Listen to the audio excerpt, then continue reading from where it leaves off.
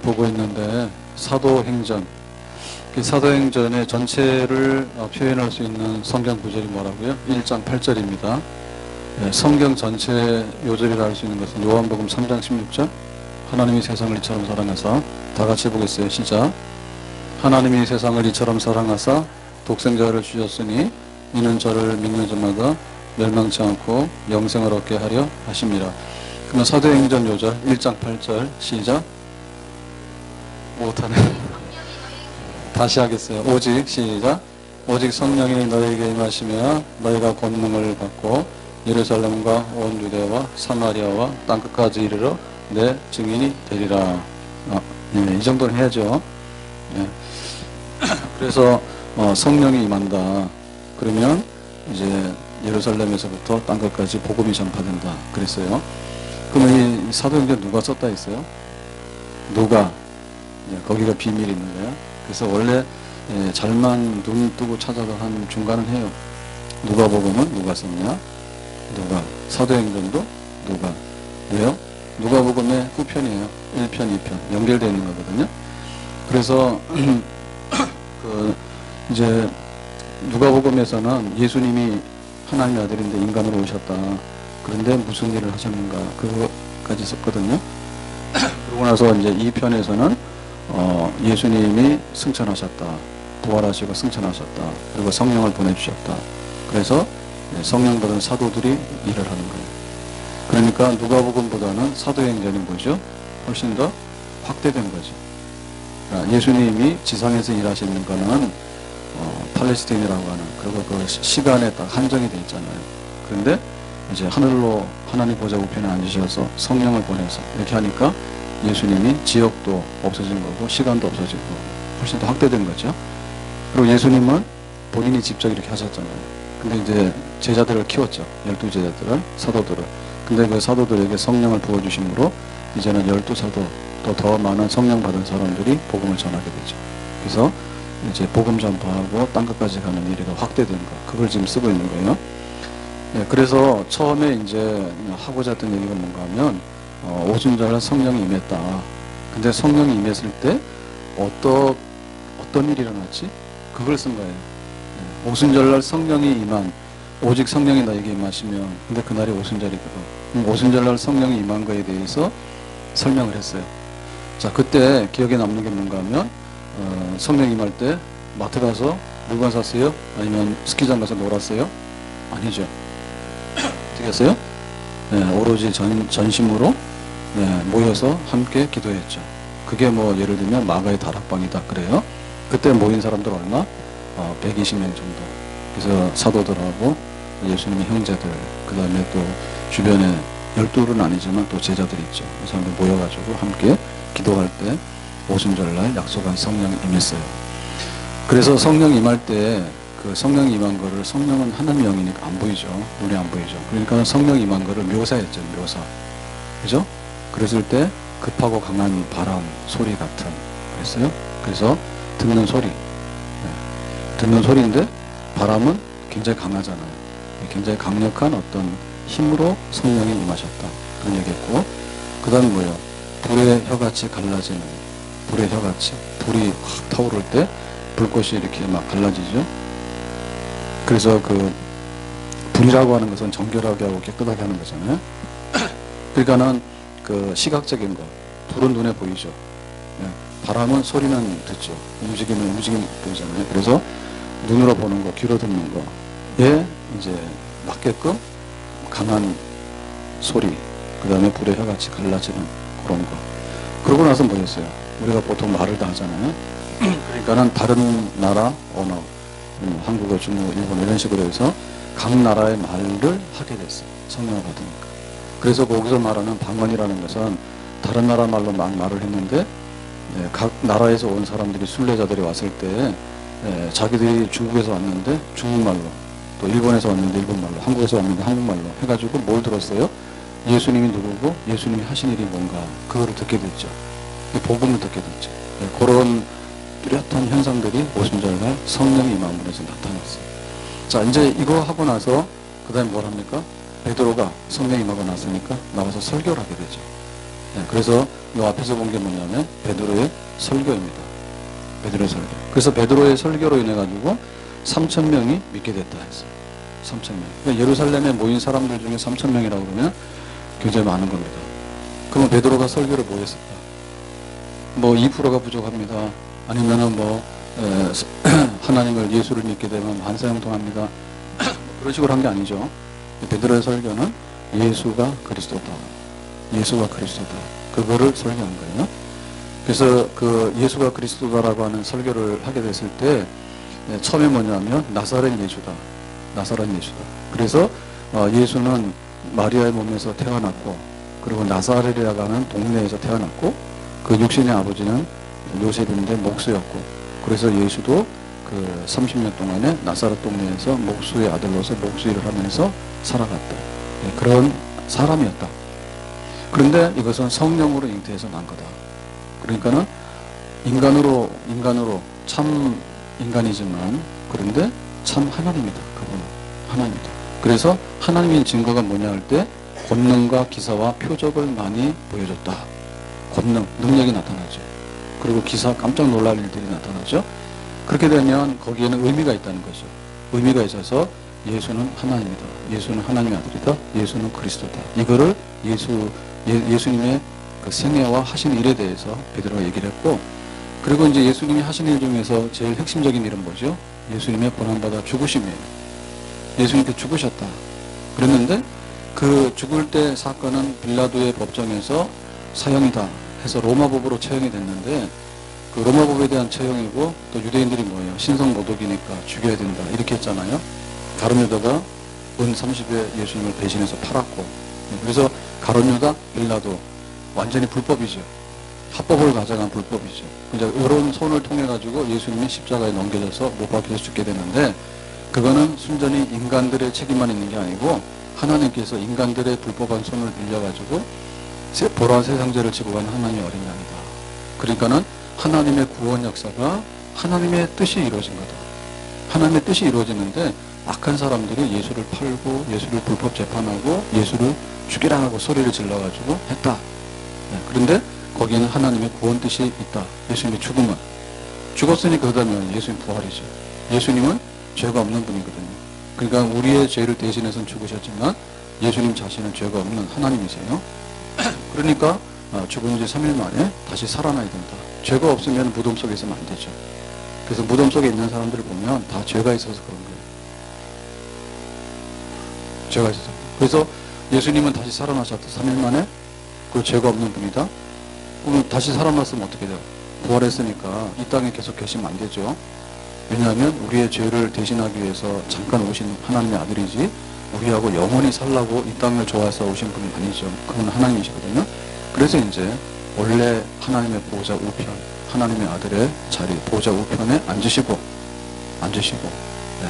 그래서 그러면 이제 보호자 우편에 앉았으니까 그러면 예수님께서 이 땅에 와서 하신 일들은 십자가에 고난받고 죽으신 것은 우리의 죄를 대신하기 위해서 우리를 구원하기 위해서인데 예수님께서 보호자 우편에 앉으셨으니까 이 땅에 있는 예수님의 일은 중단될 거 아니에요.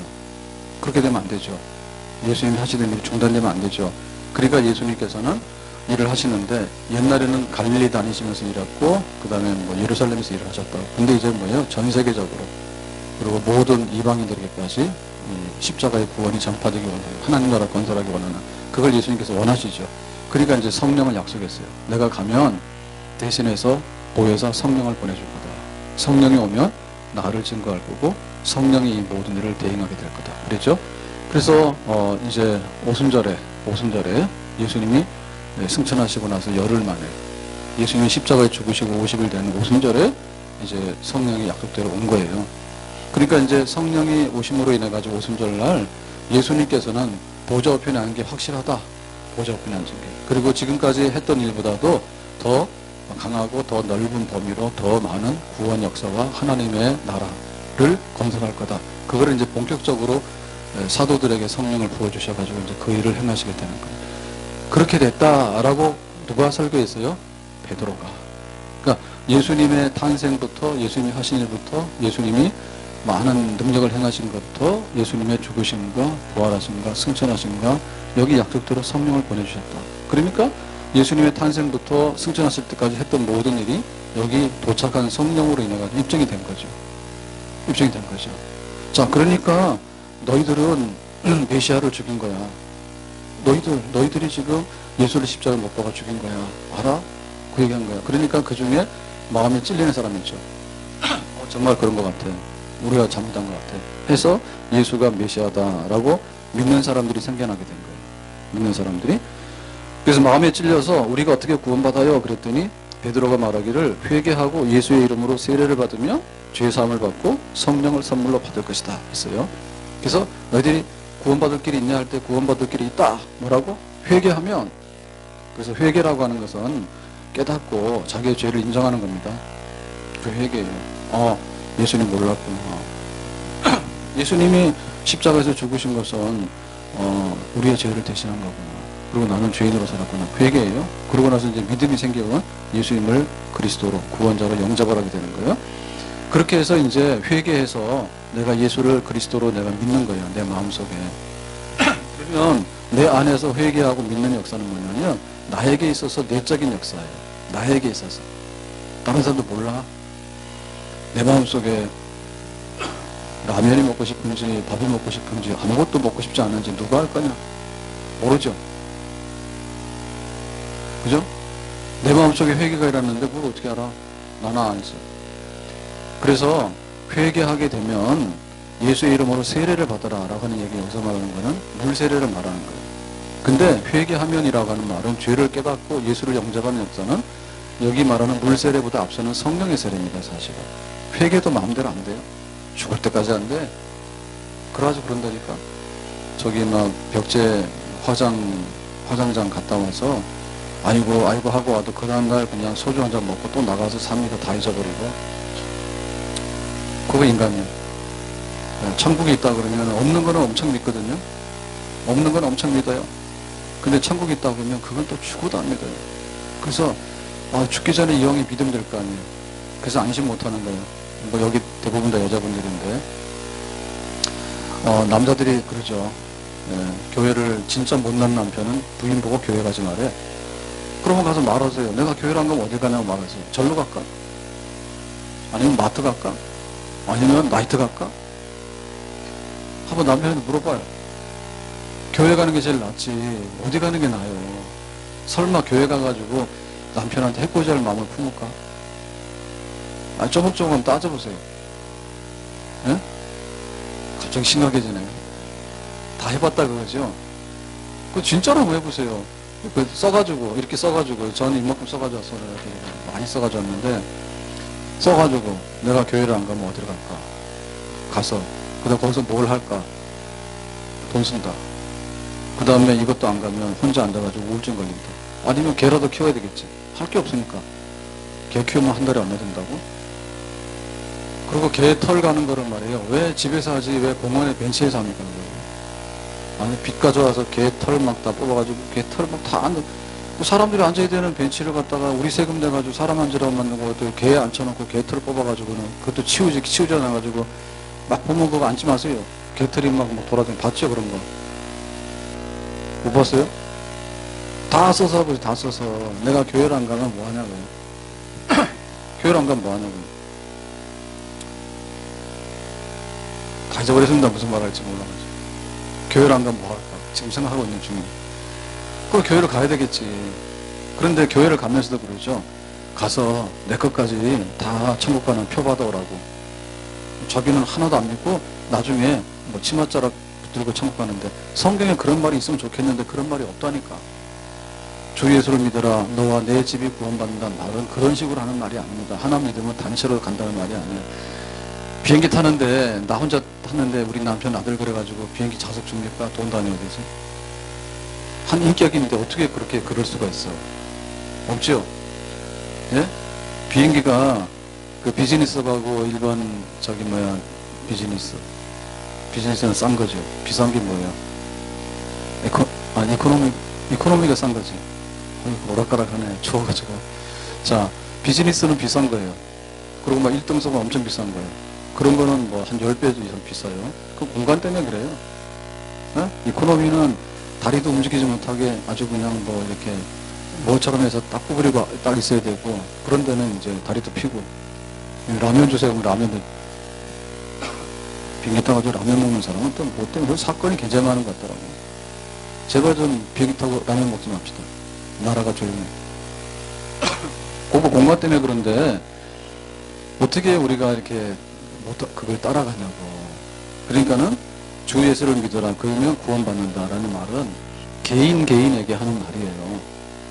그러니까 그런 말 하거든. 성경대로 해서 그거 아니라서요. 당신도 회개하고 가서 예수님의 이름으로 물세례를 받아야 된다고. 그게 물세례를 주는 데는 교회예요.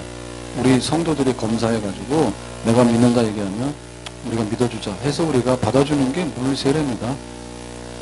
물세례예요. 그래서 그렇게 물세례를 받으면 이제는 내가 개인으로 믿는 게 아니라 뭐냐면 바깥으로 믿는다는 걸 고백하죠. 바깥으로 고백을 해가지고 내가 당당하게 안으로도 믿고 밖으로 믿는다. 그런 표현 물세례를 받는 거예요. 물세례를 받으라. 그러면 죄의 사함을 얻는다. 진정으로 죄의 사함 받은. 왜냐하면 내가 믿는 거를 속으로만 살짝 믿는 게 아니라 바깥으로 믿는다는 걸 표시했기 때문에 우리는 그걸 인정해 줄 수밖에 없어요. 그러면은 죄의 사함이 확실한 거고, 그 다음에 성령을 선물로 받는다. 성령 선물이라는 것은 성령께서 주시는 그런 은총이죠. 그래서 이 선물 중에는 온갖 게 다 있어요. 내가 그리스도인으로 살아가는데 필요한 모든 것들이 성령이 주시는 선물이고 은사예요. 그래서 성령을 받게 되면 찬송도 절로 불러져. 근데 성령을 안 받은 사람은 찬송을 부르면 우리가 딱 들을 때 알아. 이게 찬송이 아닌지 알아. 그죠? 성령을 선물로 받으면 악한 일을 하고 싶어도 잘 안 돼. 근데 성령을 안 받으면 착한 일은 하기 싫고 악한 일은 재밌어 해. 그래서 성령 선물을 받는 게 그런 거야. 내가 예수 믿는 사람처럼 살아갈 수 있는 모든 것, 그게 바로 성령께서 주시는 거예요. 은사도 주시고 성품도 주시고 이런 것도. 그러니까 이거는 그냥 공짜로 받는 거예요. 교회 와가지고 우리가 세상에서는 돈이 있느냐 없느냐에 따라서 다 다르거든요. 그럼 교회 와서는 뭐가 다르냐면 성령의 선물을 얼마나 받는가에 따라서 우리의 등급이 다른 거예요. 성령의 선물을 많이 받으면 거기 풍성한 거예요. 그러니까 믿는 게 별로 힘이 안 드는 거예요. 재밌는 거예요. 은혜가 있는 거예요. 근데 성령의 선물이 빈약하면 늘 배고프고 교회 오기도 싫고 막 힘든 거예요. 그래서 성령의 선물 받는다. 자, 이 설교를 베드로가 딱 했는데 3,000명이 믿었어요. 엄청 많이 믿었죠. 3,000명이 믿었어요. 자, 예루살렘에 3,000명이니까 뭐예요? 예루살렘에 온 유대 사마리아와 땅끝까지 복음이 전파된다 했죠. 그러니까 이제 예루살렘에 초창기 교회가 3,000명부터 시작이 되고 있어요. 처음에는 뭐 120명에서 500명, 1,000명 됐겠지만 하여튼 간에 오순절날 성령의 강력한 역사로 인해서 전체를 따져보니까 3,000명이 믿었더라 이렇게 됐어요.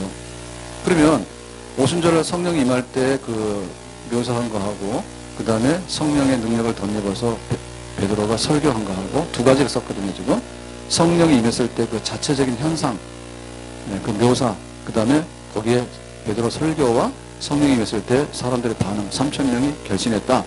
그러면 이제 그 다음에 해야 될 일은 뭐겠어요? 3,000명이 모인 예루살렘 교회는 도대체 어떻게 신앙생활을 했을까? 그거 좀 궁금하지? 안 궁금해. 3,000명이 모였는데 교회에서 뭐 했겠냐고요. 가서 뭐 커피 먹고 떡볶이 먹고 그 다음에 찌지고 볶고 파마하고 풀고 그 다음에 뭐 코팅하고 막 그거 계속 했을까? 도대체 뭐 했을까? 그리고 우리는 막 지하실 교회 또 막 엘리베이터 타고 올라가는 교회 막 큰 교회 작은 교회 온갖 게 다 있잖아요. 교회라는 게. 그래서 우리가 뭔가를 알려고 하면 원 오리지널을 아는 게 좋아요. 우리가 저 김치를 먹잖아요. 사실 김치 없으면 못 사는데 김치 먹는데 김치가 좋은 것도 있지만 발효식품이니까 좋은 것도 있지만 또 사실 안 좋은 것도 있다면서요. 안 좋은 게 뭐예요? 김치 안 좋은 게 뭐예요? 네? 짠 거? 뭐 예를 들면은 엄청나게 소금 많이 절였으면은 그거를 엄청나게 많이 먹으면 좋지는 않겠죠? 그런 얘기하면은 큰일 납니다. 우리나라 사람도 김치가 신성시 돼가지고. 그래서 저도 김치를 많이 먹어요. 근데 막 김치 먹지, 또 김치국 나와서 먹지, 그 다음에 김치 볶아서 먹지, 그 다음에 또 시리즈로 먹다 보면 막 한 배추 하나 다 먹는 거예요. 소금이 얼마 많이 들어갔겠냐고. 근데 어쨌든 간에 오리지널 그럴 때 우리 김치 오리지널이 빨간 김치가 언제부터 나왔을까요? 빨간 김치. 지금 우리가 양념해서 김치를 하잖아요. 백김치 말고. 그러면 백김치가 원형이에요? 지금 말하는 빨간 김치라는 게 뭐지? 양념한 거예요. 뭐가 더 앞서요? 예, 당연히 백김치가 앞섰죠. 우리나라 고추 들어온 게 언제예요? 몇 년 안 돼요. 예? 우리나라 역사 막 반만 년 그러는데, 자, 빨간 고추 들어온 거 우리나라 역사에 얼마 안 됩니다. 다 외국에 수입 들어온 겁니다. 그럼 그전에는 뭐예요? 빨간 김치 없었다는 얘기겠지. 그러니까 김치에 대해서 시퍼렇게 해서 그렇게 많이 먹으려면 사실 없는 거예요. 근데 뭔가 이게 오리지널이 뭔가 그게 굉장히 중요한 거예요. 그래서 우리 교회 옆에 가보면은 여기가 원래 공원이 있는데 이 아파트 짓고 하면은 이제 무슨 공원이나 학교나 이런 거 지으라 하잖아요. 그래가지고 여기 공원을 조그맣게 만들어 놨어요. 근데 이 공원은 왜 이렇게 출입구가 긴지 아세요? 모르죠? 알 리가 없죠. 그거 어떻게 알아요? 생겨보니 그러니까. 길쭉하잖아요. 진입로가 거의 다예요. 길쭉하잖아요, 여기. 예, 그 밑에 실제로 들어가면 공원은 별로 없어요. 들어가는 길쭉하거든요. 네, 그거는 그런 거죠. 아파트를 질러서 공원 이렇게 네모나게 이 앞에다 떼주려니까 아파트를 못 지니까 짜투리 땅 이용해서 입구가 절반이 폭이 요만한 데 쫙 들어가서 네, 그런 비밀이 있습니다. 그래서 그냥 그렇게 그래서 이제 이게 큰 공원은 못 되니까 어린이 공원. 이 어린이 공원을 애들만 가는 건 아니에요, 사실은. 괜히 써놓은 말이에요. 그러니까 어른도 가셔도 돼. 거기서 말하는 어린이 공원은 원래는 소공원, 대공원. 예? 서울 대공원은 크다는 뜻이고 작으니까 소인데 소를 갖다 어린이로 쓰는가 봐. 원래 뜻은 애들만 간다는 뜻은 아니에요. 그리고 길쭉하게 생긴 거는 땅을 효과적으로 이용하기 위해서 저 안에 있는 짜투리 땅을 이용하기 위해서 공원으로 그냥 입구만 길게 된 거지. 그러면 공원이 별로 없지. 아무튼 간에 여기는 구석기 시대 때 유물이 나왔어요. 그러면 우리 삶의 원형이 뭐예요? 구석기 시대 때 우리가 살았던 모습이 우리 삶의 원형이에요. 그러면 지금 아파트 20층, 60층 올라가는 거는 정상이에요? 비정상이에요? 네, 빨간 김치보다도 백김치가 먼저라니까. 원래대로 백김치 먹었지. 고추가 없었는데 무슨 빨간 김치를 먹어? 네? 그러면은 아파트 짓고 올라간 거는 몇 년 안 되죠? 아시죠? 이 아파트 짓고 올라가는 몇 년 안 돼요. 원래 여기다 구석기 시대 때 살았죠. 구석기 시대 때 어떻게 살았어요? 참 비참해서 말하기 싫습니까? 구석기 시대 때는 나무 세워서 집 짓고라고 하는 것도 최근의 일입니다. 네? 지상으로 나와가지고 나무를 세워가지고 기와를 올리고 기와집 짓기 전에 초가집 올리고 하여튼 간에 기둥 세워서 올라온 것도 얼마 안 돼요. 여기 옛날에 그냥 땅 파고 그냥 이렇게 그렇게 짐승처럼 살았어. 그래서 우리도 추우면은 그냥 땅 파고 이렇게 비닐로 뒤집어 쓰고 들어가 살면 딱 맞는 거야, 원래가. 그게 원래 원형이에요, 살아가는. 주거 원형이에요. 근데 지금은 주거 변천이 돼가지고 지금 이렇게 돼서 자꾸만 하늘로 올라가려잖아요. 그러니까 이게 다 바벨탑의 현상 같아요. 막 올라가는 거 좋아. 땅속으로 막 들어가는 거 좋아. 지하 10층 이런 데 들어가서 막 살고. 사람도 취미가 이상해. 그래서 원형을 얘기를 하는데 오순절날 성령이 임해가지고 3,000명이 믿었으니까 그게 교회거든요. 그러면 교회 오리지널은 뭘까? 그거 좀 궁금하다 이거죠. 그래서 지금 쓰고 있는 거예요. 그러면 이 오순절날 임한 교회가 진짜 교회의 최초의 교회냐면 그건 아닙니다. 교회라고 하는 것은 회라고 하는 것은 불러서 모았다는 뜻인데 하나님이 불러서 모은 게 하나님 백성이에요. 그럼 하나님 백성들이 모여있을 때 혼자가 아니고 다수의 사람들이 모여있을 때가 교회거든요. 그러면 구약의 교회도 있는 거예요. 신약의 교회만 있는 게 아니라. 그래서 우리가 알고 있는 구약의 교회에서 제일 전형적인 거는 뭐냐면 모세가 인도했던 광야교회입니다.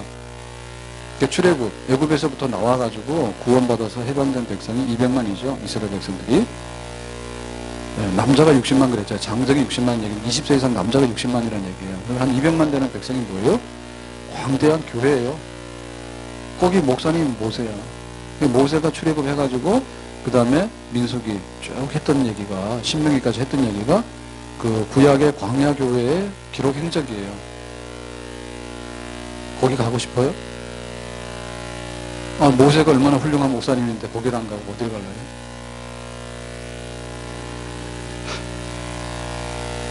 모세가 훌륭하죠. 자, 모세가 광야교회를 인도했는데, 그러면 모세 광야교회가 제일 오래된 교회냐면 그건 아니에요. 네. 아브라함이 하나님 믿었는데 아브라함의 자녀들, 그 식구들이 다 교회예요. 그걸로 거슬러 올라갈 때 뭐냐면 성경에서 에덴 동산에 맨 처음에 그 만든 인간의 조상이 아담과 하와죠. 그랬는데 두 아들이 있었죠. 사실은 더 많은데 둘만 써놨어요. 가인과 아벨이요. 형이 가인이고 동생이 아벨이죠. 근데 형이 동생을 쳐 죽이죠. 왜? 뿔나서. 왜? 아벨 너는 왜 예배드리냐 이제. 네가 왜 예배드려? 예배드리는 거 불만이라. 그래 동생 쳐 죽였어. 그래서 아벨 대신에 하나님께서 누구를 줬는가 하니 셋이라고 하는 아들을 줬죠. 셋. 그리고 그 아들이 에노스예요. 그러니까는 아벨의 아들 손자 에노스 때에 여호와 이름을 부르는 무리들이 많았다 그랬어요.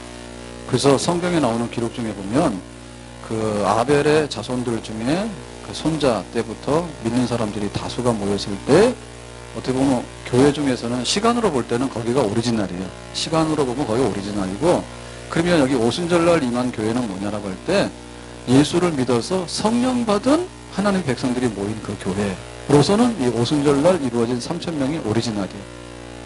예수를 믿어서 하나님의 아들 메시아를 보냈잖아요. 말세의 아들을 보낸다 했으니까 예수 믿어서 3,000명이 된 그 교회는 이 오순절날 3,000명이 오리지널로 볼 수 있어요. 그렇지만은 시간으로 볼 때는 더 앞에도 있는 거예요. 근데 그때는 그런 오순절날 성령이 임하지 않았죠. 아무튼 간에 이렇게 3,000명이 모인 교회의 모습이 뭔가라고 하는 것은 오늘 우리들이 신앙생활을 어떻게 해야 되고 우리 신앙생활하는 교회는 어떻게 해야 되는가라고 하는 것을 표준으로 볼 수 있는 하나의 모델이고 표준 본보기가 되는 겁니다. 아멘? 자, 그래서 이제 누가는 그거를 설명하는 거예요. 여기 모인 초대 예루살렘 교회의 풍경을 소개하겠다 그랬죠. 그러면 옛날에 우리가 겨울 그러면 생각나는 게 뭐죠? 옛날에는 연도 날리고 가서 추운 데 가서 연도 날리고 또 뭐 그 보름날 했지만은 하여튼 간에 추운 날 뭐였어요? 팽이도 치고 썰매도 타고 그런 정도는 했죠. 예? 됐어요. 그러니까 그 풍경이 있는 거야. 풍경이 겨울 부르면 겨울 풍경이 있는 거고, 사실 우리는 지금 굉장히 잘 산다고 하면서도 그 풍경이 없어요. 그림이 뭐 수영장 이런 거밖에 없다니까. 그래서 옛날에 여기 서울에 살던 사람들은 한강에 가서 다 여름에 수영하고 물놀이를 했어요. 바다로 가기 전에 한강에서 한강 백사장에서 그 여름에 거기서 놀고 했어요. 여기 있는 분들은 다 나이가 어려서 그거 못한 것 같아. 뭐냐면 한강에 오염돼서 그때도 못 갔거든요. 한강에 오염되기 전에는 겨울에 한강이 얼어요. 그 저도 기억이 있는데 한강이 얼면은 방학 때쯤 되면 한강이 얼어. 12월 중순 말 되면 한강이 얼어가지고 꽁꽁 얼게 되면 트럭이 거길 지나가. 거기가 한남대교예요. 말죽거리 가는 길이, 한남동에서 말죽거리 가는 길이 그 진이라고 하는 데가 다 이 나루터가 있던 데예요. 네? 노량진, 여기 마포 뭐 이런 게 다 진이라는 데가 옛날에 그 사람들 왕래가 있었던 다리 놓기 전에 그런 데거든요. 그런 데는 뭐냐면 여기가 도로가 있으면 여기 도로가 있잖아요. 끊어지니까 와가지고 한강 넘어가는데 다리가 없으니까 트럭을 그냥 얼음 위로 올라가서 이렇게 가고 그렇게 했어요. 나도 봤어요. 뻥이 아니라 진짜로. 네? 여름 되면 한강 가서 수영도 하고. 60년대 얘기는 60년, 70년. 그러니까는 그 교회 풍경이 뭐냐 할 때, 자, 첫째 42절 오늘 가서 보겠어요. 42절 다 같이. 그들이 사도의 가르침을 받아 서로 교제하고 떡을 떼며 오로지 기도하기를 힘쓰니라. 자, 이게 이제 한마디로 사진을 딱 찍어서 그 당시에 3,000명이 모인 예루살렘 교회의 풍경이에요. 그러니까 첫 번째 풍경이 봄, 여름, 가을, 겨울이 있잖아요. 첫 번째로 딱 내놓은 게 뭐냐면 사도의 가르침을 받아. 자, 두 번째는 뭐냐면 서로 교제. 세 번째가 뭐냐면 떡을 떼고 기도하기를 힘쓴다. 여기 세 번째. 이렇게 나가는 거예요. 그래서 이제 첫 번째 그림부터 봐야 되겠죠. 자, 첫 번째가 뭐냐면 사도의 가르침을 받았다. 이거죠. 그 여기서 말하는 가르침은 뭘까요? 자, 예수를 믿어라. 그리하면 구원을 얻을 것이다. 라고 베드로가 확 설교를 했더니 우리가 회개하고 믿겠어요. 라고 했잖아. 그럼 이미 예수를 영접했잖아. 그래서 여기 가르친다고 하는 얘기는 뭐냐면 교육받는 거예요. 그러니까는 예수 믿어라고 하는 설교가 아니라 예수를 믿었는데 좀 더 예수님이 누구이고 무슨 일을 하셨는지 성경에 대해서 공부하는 거예요. 교육의 교육. 그걸 여기서 한 거예요. 그러니까 성령 받은 교회가 제일 먼저 하는 건 뭐라고요? 가르치고 배우는 거다. 가르치고 배우는 거예요. 그게 바로 성령을 받은 거예요. 그러니까 우리가 성령이 충만하게 불의 혀같이 갈라지고 강한 바람 소리 같고 그 다음에 방언을 하고 막 이랬을 때 딱 생각하는 게 뭐냐면 성령은 모든 인간의 지식을 초월하는 걸 거다라는 생각을 하는데 그게 아니라는 얘기지. 그러니까 내가 성령 충만하면 이 성경은 이런 거는 필요도 없어. 내가 지금 성령이 충만하기 때문에 이런 건 별거 아니야. 그게 아니란 얘기야. 그래서 성령 충만한 역사는 반지성. 그러니까는 우리가 공부해서 이해하고 깨닫고 이런 거를 다 필요도 없는 반지성적인 어떤 그런 역사는 아닐 거다. 그러니까는 성령이 임했을 때 사실은 기적이 막 나타나잖아요. 권능이 나타나니까 기적이 나타나는데 예를 들면 안진병이 드러나고 막 역사가 나타나거든요. 그러니까 성령이 충만하게 임하면은 뭔가 능력의 역사가 일어나서 체험적인 거, 기적적인 거가 100%일 거고 무슨 뭐 성경이 어떻고 뭐 예수님이 어떻고 뭐 구약이 어떻고 이런 얘기는 아닐 거라는 생각이 잘못됐다 이게. 성령이 충만하면 반지성적이고 인간으로서 뭔가 생각할 필요도 없고 능력이 나타나서 능력이 안 나타나는 건 성령이 임하지 않고 이렇게 생각하는 거하고 다르다 얘기지. 정신이 말똥말똥해졌어요. 한번 꼬집어 봐요. 자기 손 꼬집어 남 꼬집지 말고. 농담인 줄 알고 그런 거 봐. 안 하는가 봐. 느껴져요 안 느껴져요? 느껴져요? 네, 다행입니다. 성령 받았다 해가지고 꼬집어가지고 안 느껴지면 이 사람 병원 가야 돼? 네? 성령이 임했다 해서 내가 성령을 충만히 받았다 해가지고 이게 꼬집어져도 꼬집어지지도 않고 느껴지지도 않고 막 하늘에 붕 떠다니는 것 같고 막 성령 받으니까는 막 방언만 하고 다녀가지고 맨날 안진병이 어디 없나 이것만 생각하고 그런 건 아니란 말이에요. 그러니까 안진병이가 일어나는데 또 성경 공부를 한다니까. 그래서 이것이 첫 번째 그림이에요. 그러니까 여기에 모인 학생들이 3,000명이에요. 3,000명 전부 다가 학생이에요. 배우는 학생이에요. 진지하게 학습하는 학생이에요. 아멘? 그럼 뭐 교회 올 때 성경책 가져와야 돼, 안 가져와야 돼요? 성경책 뭐 들고 왔다 갔다 하면 아니죠. 공부를 해야 되겠죠. 공부를 해야 돼. 그럼 공부하려면은 이렇게 해서 저는 써가지고 오잖아요. 이렇게 써갖고 오잖아요. 이것도 써가지고 오고. 이렇게 안 나오죠. 이게 나오기 싫은가 이렇게 써가지고. 그러면은 교회 오는 성도들 입장에서는 공부하러 오는데 공부할 때 예습을 해가져와요? 복습을 해가져와요? 아니 필기 도구로 가져와요? 뭘 가져와요? 믿는 게 머리밖에 없어요? 믿는 게 머리밖에 없어? 척하면 척이라 다 알아? 하나 알려주면 10개를 다 알고 막 다 그래요? 그게 성령 충만하다고 하는 것이 뭔가 할 때 배우는 거예요. 배우는 거. 그걸 깨닫고 그 다음에 확신하게 되고 그 다음에 자기가 또 다른 사람들에게 가르칠 수 있도록 되는 거가 바로 성령 충만한 모습이고 교회예요. 공부 열심히 해야 되겠죠? 오늘 가져온 가방 한번 들어보세요. 가방. 별거 다 합니다. 가방. 빈손으로 오신 분들. 가방 안에 뭐가 들어있을까? 화장품이랑 핸드폰이랑. 그런 건 안 돼. 가방을 요즘 애들이 메고 옛날에 들고 다니는 요즘 애들은 다 메고 다니잖아요. 외출용도 다 메더만. 그래서 성경책과 함께, 그 다음에 노트와 함께, 그 다음에 또 할 수 있는 그런 공부할 수 있는 어떤 막 도구들을 잔뜩 넣어가져야 돼. 저도 여기서 볼펜 2개 있어. 빈손으로 와가지고 핸드폰이나 막 하고 예배 시간에 막. 이거는 예배가 아니라 예배는 딴 거고요. 따로 모여서 공부하는 걸 의미하는 거예요. 그러면 내가 일주일 동안 교회를 내가 한 달 동안 혹은 1년 동안 교회를 다녔어. 그러면 성경을 교회에 와서 공부한 시간은 얼마예요? 빵 시간. 그거 안 맞는 거지. 예루살렘 교회가 그렇게 성령을 부어주셔가지고 베드로가 안진뱅이 막 이렇게 손만 잡아도 일어났는데 그때 뭐 했다고요? 모여서 가르치고 배웠다니까. 우리는 한 달을 다녀도 1년을 다녀도 성경 공부하시 빵 시간이야. 집에서 공부 좀 하세요. 좋아요. 온갖 거 다 하더라고 요즘에 공부를. 온갖 거 다 하더라고. 근데 성경을 공부하세요. 혼자 할 수 있어요. 그리고 혼자 못하는 부분에 대해서는 영적으로 지도를 받아야 되거든요. 그러니까 집에서 애들이 혼자 여러 가지 도움받아서 공부를 다 하잖아요, 지금. 초등학교 1학년 다녔는데 거기서 가나다 이런 거 하는 애들이 거의 없잖아요. 그럼 다 떼고 갔다는 얘기 아니에요. 그러면 교회 올 때 이번 주 설교가 뭐다 그러면 집에서 다 떼고 와야 되겠죠. 예? 와가지고 설교 다 끝날 때까지 이거를 못 찾는 거예요. 성경을 못 찾아. 그래가지고 이렇게 뒤적뒤적 하다 안 되니까 창피하니까는 다 찾은 척하고 앉아있는 게 보면 딴 데 가서 앉아있더니.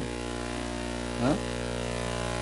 그리고 뭐 깨달아가지고 아멘 하는 줄 알았더니 깨달은 게 아니라 졸고서 그냥 끄떡끄떡 하고 있는 거예요. 학습량이 문제예요, 학습량이. 근데 이 학습량의 문제는 배움의 문제예요. 마음 자세에 대한 문제예요. 내가 뭐하러 학교를 가냐 이러는 사람은 이거는 대책이 없는 사람입니다. 내가 뭐하러 학교를 가냐. 그리고 나는 학교 오더라도 빨리 끝내달라. 나는 여기 필요 없다라고 하는 사람은 이게 배울 수가 없는 거예요. 그래서 반딧불 밑에서도 글을 읽잖아요. 네? 반딧불 밑에서도 글을 읽잖아요. 그게 얼마나 좋으면. 그러니까 저기 링컨 같은 사람은 그렇게 되잖아. 옛날에 책이 없으니까. 얼마나 귀합니까, 책. 그 책 빌려다가 보는데 밤새서 보고 막 이렇게 해서. 그런데 우리는 있는 게 성경이에요. 있는데 성경인데 공부를 안 해. 지금 말씀하는 거는 내가 예배 시간에 앉아서 설교를 들어주는 게 아니고, 들어주는 게 아니라 자발적으로 모여서 스터디하는 거, 공부하는 거, 거기에 열심을 내야 되지. 그게 성령 충만한 원래 신자의 모습이고 교회의 모습입니다. 아멘. 그래서 사실은 우리 교회에서 목사님들이 힘들어야 되거든요. 그래서 옛날에 힘든 것 중에 뭐냐면 신방 오라 해요. 와가지고 어쨌든 집에 오라 그러냐. 요즘은 집에 간다 그러면 아주 그냥 교회 옮긴다 해요. 오지 말라고. 간섭받기 싫다고. 근데 그 중에 하나가 뭔가 하면 성경 공부를 해달라고 해가지고 목사님들이 계속해서 24시간 해야 되는 거예요, 사실은. 네? 교회가 그걸 제시하게 되고 또 성도들이 그걸 요구해야 되는 거예요. 왜 주일날 설교만 하시냐고. 월요일부터 해서 막 토요일 밤늦게까지 성경을 공부를 좀 시켜주세요 라고 사실은 해야 되죠. 안 해서 고맙습니다. 오라고도 안 옵니다. 오라고도 안 옵니다. 성경 공부 좀 한다. 그래서 방학 때는 빼주고 방학 끝나고 나서 뭐 좀 하자 그러면 또 억지로 해가 전도사님들이 전화해가지고 오라고 해놓으면 출석부는 만들어놨는데 안 나타나. 그래가지고 몇 주 오는 척 하더니 또 안 나타나. 그럼 이게 뭐냐면 학습 의욕이 없는 거고 진도가 안 나요. 자기 성장이 안 되는 거예요. 그러니까 성령이 불같이 임하는 역사하고 성경을 열렬하게 공부하는 거하고는 같은 사건이라니까. 같은 사건이라니까. 공부를 해서 그 성령의 역사가 내 것이 되고 그것이 또 다른 사람에게 되게끔 하는 거. 그런 공부를 해야 된다는 얘기죠. 그래서 제가 이런 것이 있어요. 경험이 있는데 그 나이 드신 권사님이 맨날 얘기인데요. 나이 드신 권사님. 목사님 그때만 해도 제가 30대였어요. 그때만 해도 30대인데 목사님 지금 우리를 가르치려는 거예요? 이러더라고. 그 권사님이 연세대 그때 한 7, 80 됐을 거예요. 우리를 가르치려는 거예요? 아니 뭐 가르치든 말든 간에 배울 만하면 배워야지. 목사님도 배워야 되는, 권사님도 배워야 되는 거지. 그건 항상 같은 얘기 아니에요? 도대체 뭘 하겠다는 거예요? 경험적으로? 아니 경험이라고 하는 것은 자기한테 익숙하지만은 그 뭐 왼손잡이는 왼손이 경험이지만은 뭐 그게 오른손잡이가 틀리면 아니잖아요. 그리고 오른손잡이가 볼 때 왼손잡이가 틀리면 아니잖아. 자기가 습관대로 사는 거 아니에요. 그러니까 경험대로? 내가 아는 경험대로? 나는 이미 우리가 배우는 거에 대해서 계속해서 그 확신되어지고 그 발전되어지지 않으면요. 그 지식은요. 쓸모가 없고요. 빛을 발해요. 그리고 그 말씀의 빛을 발하게 되면요. 나중에는 암흑으로 가는 거예요. 성령 충만한 얘기는 계속해서 하나님의 말씀을 공부하고 그로 통해서 우리가 빛 가운데 거하는 것을 지속적으로 해나가는 그런 역사를 의미하는 거예요. 내가 권사가 된 지가 얼마인데 나보고 뭘 가르치라고? 배우라고? 아니 당연히 배워야지. 당연히. 애들도 배워야죠. 애들도 배워야지. 그래서 우리가 지금 아이들한테는 교육적인 걸 더 많이 요구를 하는데 사실은 애들이 훨씬 더 교육적인 환경이 열악합니다. 우리는 수예배 드리고 있잖아요. 매우 우수한 겁니다. 여러분 기뻐하세요. 그건 매우 우수한 겁니다. 왜 사도행전 하고 있어요? 주일날 오후에 요한복음이라도 하고 있잖아요. 얼마나 우수한데요. 근데 아이들은 주일날 딱 오전 예배만 있어요. 주일 저녁 오후 예배도 없고 수예배도 없고 새벽 기도도 없고 금요 기도도 없고 아무것도 없어요. 애들은. 그래서 방학 때 제가 늘 교육자들한테 하는 얘기예요. 방학 때 애들 좀 그냥 두지 말라고. 불러다가 제자 훈련을 방학 때 뭐 한 달, 뭐 두 달 이렇게 방학하잖아요. 좀 시키라고. 네? 방학 때 아무리 바쁘고 공부를 하지만 그거 할 만큼 그렇게 바쁜가요? 그렇진 않아요. 그럼 그거 못하면 한 3, 4주라도 하라고. 3, 4주라도. 근데 주일날 와가지고 예배드리고 다 해서 가는 시간이 1시간 반인데 그것도 뭐 우왕좌왕하고 공과공부 해봐야 출석 부르고 돌아서면 뭐 10분 15분 하는데 그것도 우왕좌왕하고 배울 수가 없어. 또 걔네들 어떻게 그걸 하나님 말씀을 알아가고 성령 충만한 그리스도인이 될까? 내가 볼 때는 안 될 것 같은데요. 네? 우리는 막 금요일날 밤에 나와서 기도회도 하고 찬송도 좀 불러보잖아요. 아이들이 그 예배 시간에 찬송가 한 2곡 부르고는 가가지고 찬송가가 기억이 날까? 예수 사랑하시면 걸어가신 말했어요. 그거 아주 수십 년 전에 부른 찬송이거든요. 근데 아이들에게 그런 경험이 없다면 그 아이들이 그 찬송가 남아있을까? 안 남아있을 것 같아. 그래서 아이들에게 주일날 예배를 드리지만 교육을 좀 하라고요. 그래서 우리가 오후 예배나 저녁 예배나 아이들은 못하기 때문에 그 제자학교 해가지고 뭐 11시 하면은 좀 일찍 와서 9시부터 또 9시 하는 중등부 같은 경우는 11시에 제자학교라고 해서 좀 더 교육적으로 훈련도 받고 하라 해요. 부모들이 협조를 해야 되고요. 아이들도 그래야 됩니다. 제자학교 등록금 한 100만 원 받아야 됩니다. 100만 원도 싸. 학원비 변. 그래가지고 뭔가 이렇게 그 귀한 거를 가르치고 배우려고 하는 게 돼야 되지. 그리스도인으로 쳐가지. 그 성령 충만함이라고 하는 것이 그냥 지나가는 바람이 되고 뭐 이래가지고는 안 되겠죠.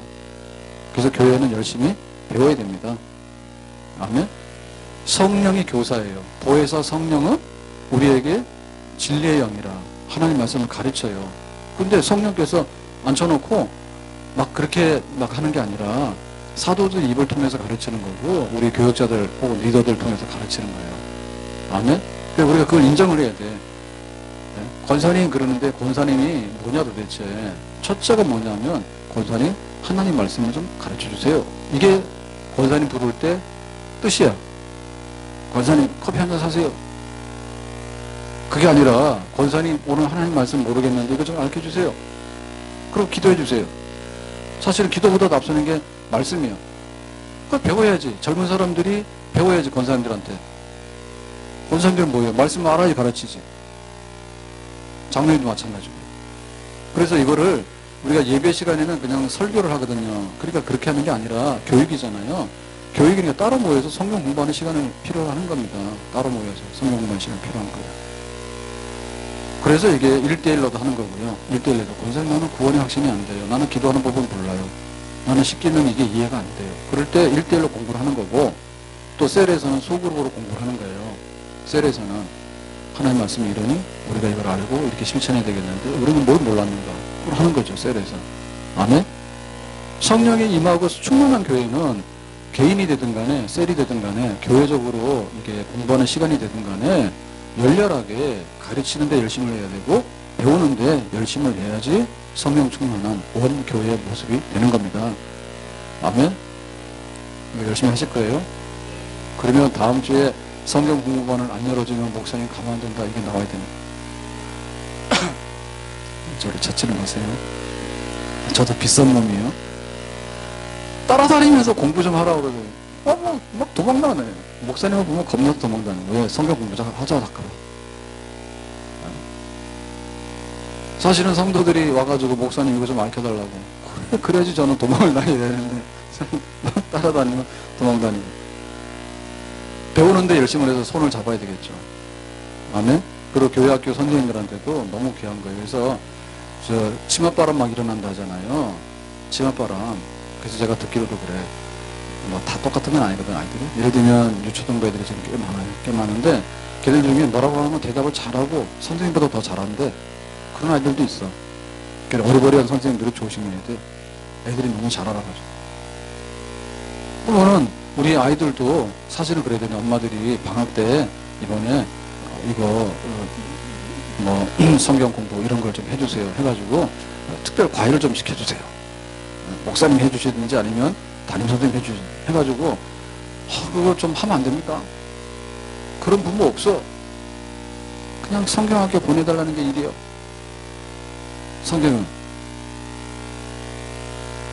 내가 배우고 열심히 냅시다. 그 집에서도 우리 아이들한테 말씀 가르치는 데 있어서 이거야말로 내가 그리스도인으로 살아가는 데 있어서 첫 걸음이다. 공부하는 게.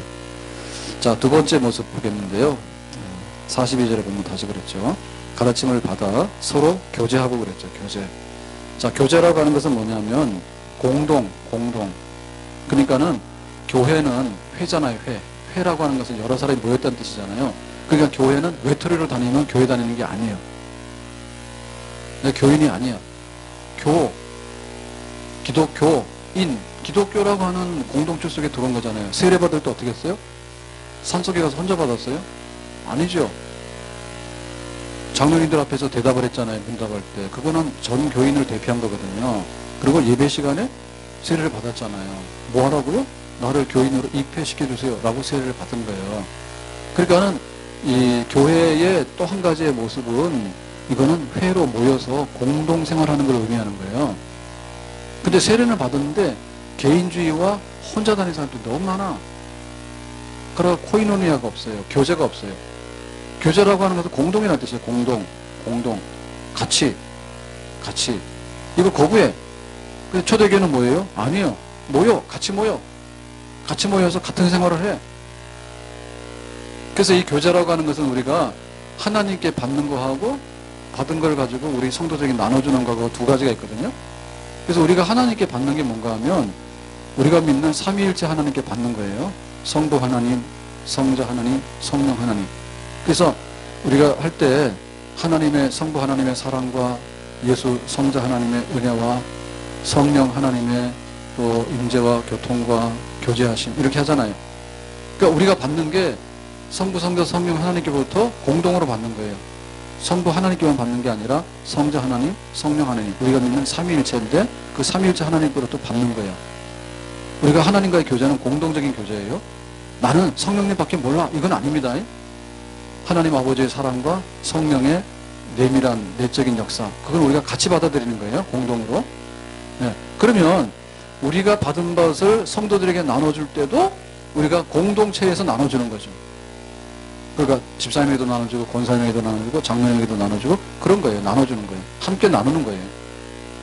자, 그럴 때 여기 함께 나눈다라고 하는 이 코이노니아는 도대체 뭐냐라고 할 때 공동이다. 그리고 뭐예요? 관대하다 이런 뜻이 있어. 자, 관대라고 하는 건 뭐예요? 인색하지 아니하고 넉넉하게 후하게 이게 바로 그 교제에서 함께 나누는 겁니다. 여럿이서 나누는 겁니다. 그럼 여기 나누는 것이 뭘까라고 할 때, 자, 44절에 보면 내용을 설명하는데, 44절에 보면 이렇게 말합니다. 믿는 사람이 다 함께 있어 모든 물건을 서로 통용하고. 자, 모든 물건을 서로 통용하고. 라고 하니까, 니 거 내 거 없이 나눴다는 얘기죠. 서로 막 갖다 썼다는 얘기죠. 그 다음에, 자, 45절도 봅니다. 재산과 소유를 팔아 각 사람의 필요를 따라 나눠주고. 그러니까, 심지어는 뭐 김치도 나눠 먹고 밥도 나눠 먹고 하다가 재산과 소유, 재산, 집, 땅 이런 거를 팔아가지고 야 너 해 이렇게 줬다 얘기죠. 이게 바로 교제래. 그래서 오늘 이거 다 못하겠네요. 내용이 너무 길어가지고 다음 시간 또 해야 되겠는데요. 자, 교제라고 하는 것은 일단은 겁니다. 나 혼자라고 하는 것은 교제 아니면 나 혼자라는 얘기예요.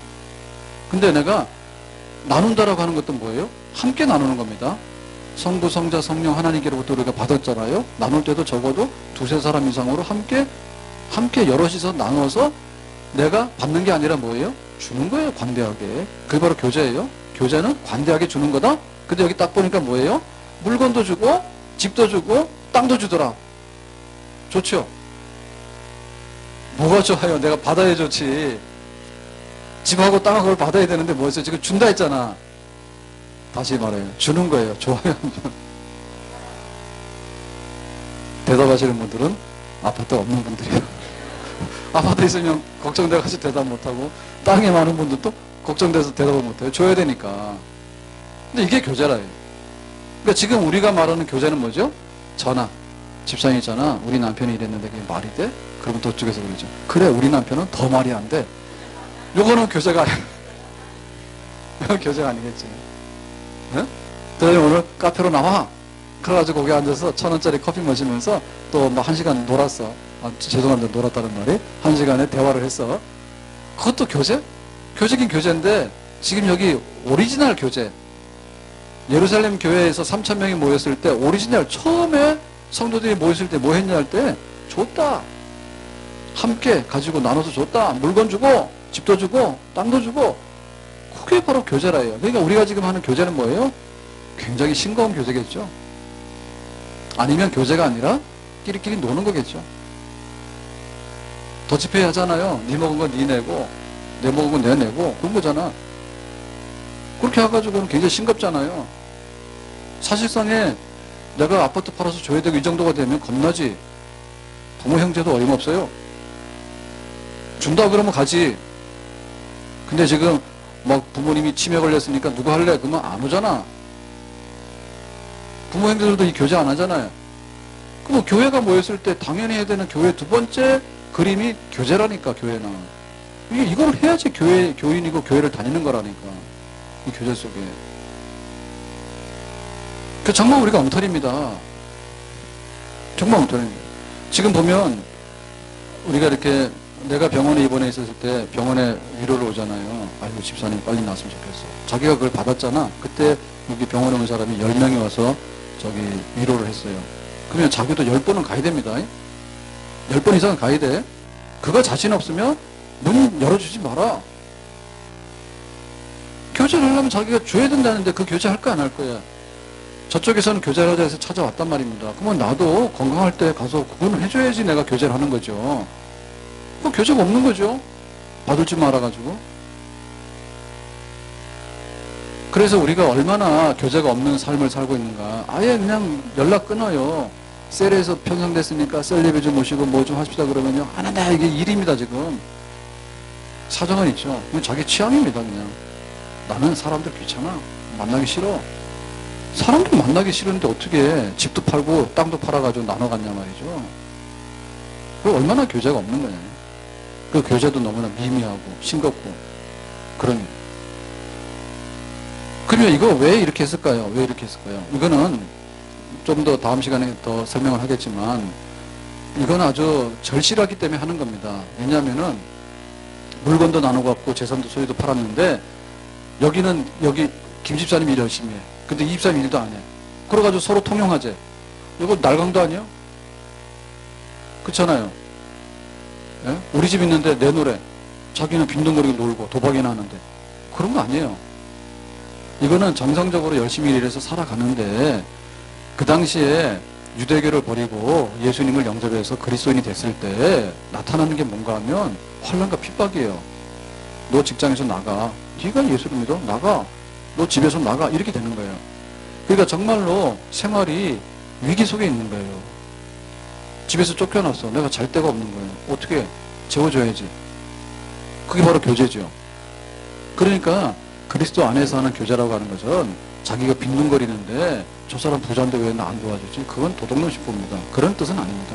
우리가 함께 모여서 예배드리고 하나님을 섬기는데 부득불 자기가 그런 위기 상황에 있거나 혹은 천재지변 태풍이 와가지고 우리 집이 무너졌어. 그럼 어떻게 돼요? 같이 먹을 거 줘야 되겠지. 그런 거 의미하죠. 그래서 삶 속에서 요구되는 거, 삶 속에서 정말 살아가면서 필요로 하는 도움의 손길, 그거를 기꺼이 베풀어 줄 수 있는 것이 교제의 본질이었다. 그러니까 우리가 전화하는 것도 교제는 교제예요. 안녕하시냐고. 왜냐하면 요즘에 너무 외로운 사람 많고 죽는 사람 많거든. 그러니까 죽어갈 때는 연락하시라. 그리고 정말 배고프면 연락하세요. 밥도 같이 먹어줄 수 있으니까. 네. 그렇지만은 우리가 흔히 말하는 세상에서 나는 아무것도 안 하는데 국가가 나를 책임지고 교회가 나를 책임지고, 아니 멀쩡한데 왜 우리가 교회가 책임지냐고. 그래서 교회에서 교제할 때도 구제할 때도 과부 중에는 진짜 과부를 구제하라 했죠. 진짜 과부. 정말 아무도 없는 사람이 진짜 과부인데, 진짜 과부 아닌 사람 많거든요. 과부인 척 하는데, 그런 건 아니란 말이죠. 자, 오늘 여기까지 말씀을 맺고 다음에 다시 한번 보겠는데요. 어쨌든 간에 우리는 교회의 모델을 가지고 봐야 됩니다. 그리고 내가 성령 받은 그리스도인으로서는 우리가 초대교회 때 그리스도인의 모델을 가지고 우리가 따라가야 된다. 그 중에 말씀을 배우고 함께 물건을 나누고 어렵고 고난 가운데 있을 때 믿음 포기하면 안 되지. 우리가 믿음을 지켜야 되지. 우리가 교회는 교회가 지켜주는 거예요. 아멘? 교인은 교인이 지켜주는 거예요. 어떻게 교인이 교회에다 돌을 던집니까?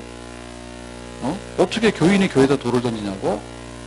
우리가 같은 하나님의 백성인데, 그러니까 우리가 한 운명체라고 하는 거, 한 살림 속에 있다는 거, 이걸 알고 우리가 예배를 드리는데 진짜 배고프면 같이 나눠 먹어야 됩니다.